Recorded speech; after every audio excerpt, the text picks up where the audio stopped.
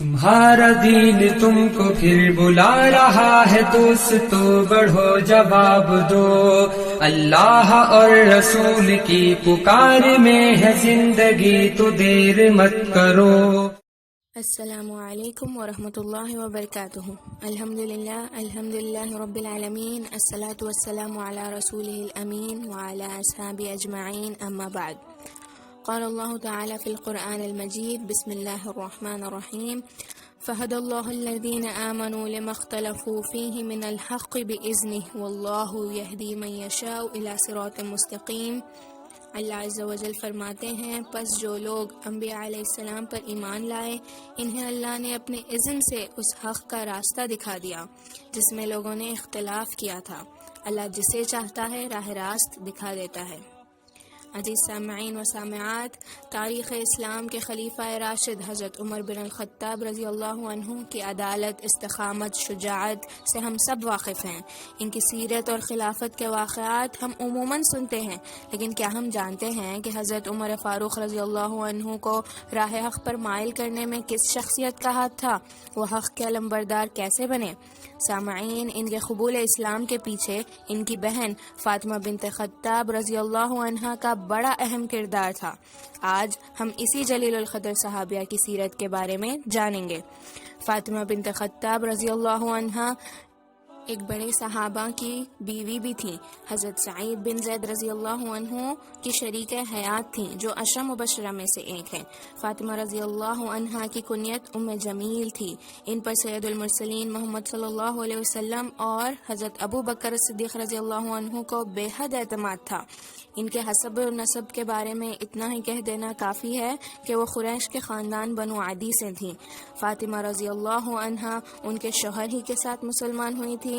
بعثت نبوی کے بالکل ابتدائی زمانے میں انہیں قبول اسلام کا شرف حاصل تھا۔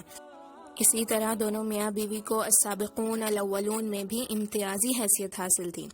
لیکن جس زمانے میں حضرت فاطمہ رضی اللہ عنہا اسلام میں داخل ہوئیں، ان کے نامور بھائی عمر بن الخطاب دین حق کی مخالفت میں پیش تھے۔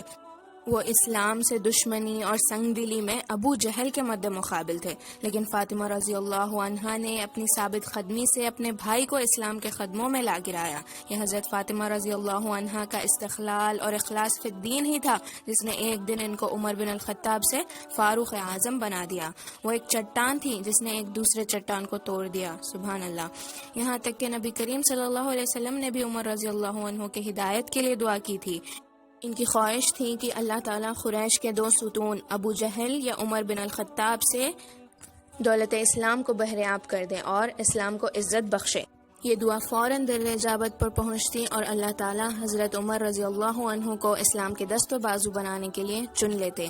عمر رضی اللہ عنہ کے قبول اسلام کا واقعہ حضرت فاطمہ رضی اللہ عنہ کی کتاب زندگی کا سب سے تابناک باب ہے۔ اس کا خلاصہ یہ ہے کہ حضرت عمر رضی اللہ عنہ نبوت کے 6 سال بعد مسلمانوں سے سخت مخالفت کے چلتے اس شمع ہی کو بجھانے کا ارادہ کر لیتے جس کے اہل حق پروانے تھے۔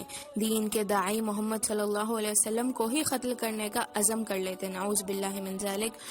وہ ایک دن اسی ارادے سے علی الصبح ننگی تلوار لیے گھر سے نکلتے۔ راستے میں انہیں خبر ملتی کہ بہن فاطمہ رضی اللہ عنہا اور بہنوئی سعید دونوں مسلمان ہو چکے ہیں۔ حضرت عمر یہ سن کے جوش غضب سے بے قرار ہو جاتے، پلٹ کر حضرت فاطمہ کے گھر پہنچتے۔ وہاں اس وقت سادس الاسلام حضرت خباب بن الاراد بھی موجود تھے۔ ان کے پاس سورہ طٰہٰ کچھ اوراق پر لکھی ہوئی تھی اور وہ اس کی تعلیم دے رہے تھے۔ حضرت عمر رضی اللہ عنہ ان کی آواز سن لیتے، دروازہ زور سے کھٹکھٹاتے۔ حضرت فاطمہ سمجھ جاتی کہ یہ عمر رضی اللہ عنہ ہیں۔ وہ جلدی قرآن پاک کی آیتیں کہیں چھپا دیتی اور دروازہ کھول دیتی۔ عمر رضی اللہ عنہ گھر میں داخل ہوتے ہی پوچھتے، یہ کیسی آواز تھی جو میں نے ابھی سنی؟ حضرت فاطمہ اور سعید کہتے ہیں، تم نے کچھ نہیں سنا۔ عمر رضی اللہ عنہ سخت غضبناک ہوتے اور بولتے، نہیں، میں نے سن لیا ہے، خدا کی قسم میں سن چکا ہوں کہ تم دونوں محمد کا دین اختیار کر چکے ہو۔ یہ کہہ کے بہنوئی سے لپٹ جاتے اور ان کی جان لینے پر تل جاتے، ان کو بری طرح مارتے حضرت فاطمہ سے یہ منظر نہ دیکھا جاتا، وہ شوہر کو بچانے پہنچ جاتی تو عمر رضی اللہ عنہ انہیں بھی مارتے مارتے لہو لہان کر دیتے۔ فاطمہ رضی اللہ عنہ کے سر سے خون کے فوارے چھوٹنے لگتے۔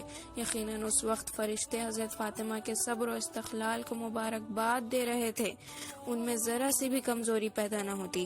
جب فاطمہ رضی اللہ عنہ دیکھتی کہ موت سر سے ٹلتی نظر نہیں آتی اور آج عمر جان لے کر ہی دم لیں گے، تو وہ بھی اپنا ایمان بچانے کے لیے چٹان کی طرح جم جاتی، زخم پر زخم کھائی جاتی اور کہتی جاتی، عمر جو چاہے کرو، اب اسلام دل سے نہیں نکل سکتا، دین حق کو ہم کبھی نہیں چھوڑ سکتے۔ خون میں نہائی ہوئی بہن کے منہ سے یہ الفاظ سن کر حضرت عمر کا ہاتھ رک جاتا، وہ یہ سن کے مبہوت ہو جاتے، ان کا غصہ ندامت میں تبدیل ہو جاتا، آخر بھائی ہی تھے، ان سے دیکھا نہ جاتا۔ سامعین، عرب کے اس نامور فرزند کو جس کو آگے چل کے فاروق اعظم بننا تھا، فاطمہ رضی اللہ عنہا نے اپنا خون بہا کر انہیں حق کے راستے پر ڈال دیا۔ آخر بہن کا خون رنگ لایا، تھوڑی دیر میں بولتے، اچھا بتاؤ تم لوگ کیا پڑھ رہے تھے؟ حضرت فاطمہ کے دل میں خیال آتا کہ شاید بھائی کے دل پر کلام الہی کا اثر ہو جائے۔ وہ کہتی، ہم خدا کا کلام پڑھ رہے تھے، یہ صحیفہ جس میں کلام الہی درج ہے، اس کو صرف پاک آدمی ہی ہاتھ لگا سکتے ہیں، لا یمسح الا المطہرون، جب تک تم غسل کر کے بدن پاک نہ کر لو اس صحیفے کو نہیں چھو سکتے۔ حضرت عمر رضی اللہ عنہ اٹھ کر غسل کرتے اور حضرت فاطمہ صحیفہ ان کے ہاتھ میں دے دیتی۔ انہوں نے سورہ طٰہٰ کے ابتدائی حصہ پڑھا ہی تھا کہ جسم پر لرزہ طاری ہو جاتا، دل سے کفر و شرک کا زنگ دور ہونے لگتا۔ جوں جوں پڑھتے جاتے اور ان کا دل پانی ہوتا جاتا، ان پر رقت طاری ہو گئی اور بے اختیار پکار اٹھتے، ما احسن الکلام، یہ کتنا عمدہ کلام ہے۔ بالآخر ان کی زبان سے کلمہ جاری ہو جاتا، اشہد ان لا الہ الا اللہ و اشہد ان محمد الرسول اللہ۔ اور اسی طرح حضرت عمر رضی اللہ عنہ آنن فانن دشمنان حق کی صف سے نکل کے علمبردار حق کی صف میں آ جاتے، اور اس فاروق اعظم کو اسلام کے حلقے بگوش کرنے میں حضرت فاطمہ بنت خطاب رضی اللہ عنہا کا بہت بڑا حصہ ہے۔ یہ ان کی استقامت اور اخلاص فی الدین ہی کا نتیجہ تھا کہ قریش کے مرد آہن کا دل بھی پگھل گیا۔ شاید خدا و قدرت کو یہی منظور تھا کہ بہن کے سر سے خون بہتا دیکھ کر ان کا سخت دل نرم ہو جائے۔ سبحان اللہ۔ ام جمیل فاطمہ بنت خطاب رضی اللہ عنہ کے بارے میں اہل سیر کہتے ہیں کہ وہ علم و فضل کے لحاظ سے بڑے بلند مرتبے پر فائز تھیں۔ وہ نہایت عقل مند تھیں، نیک کاموں میں پیش رہتی تھیں، شرک سے ہمیشہ کراہیت کرتی اور امر بالمعروف و نہی عن المنکر کی پابند تھیں۔ نبوت کے 13ویں سال حضرت فاطمہ اور ان کے شوہر سعید رضی اللہ عنہ مہاجرین الاولین کے ساتھ مدینہ پہنچتے۔ ایک روایت کے مطابق حضرت فاطمہ رضی اللہ عنہ نے حضرت عمر فاروق کے عہد خلافت میں ہی وفات پائی۔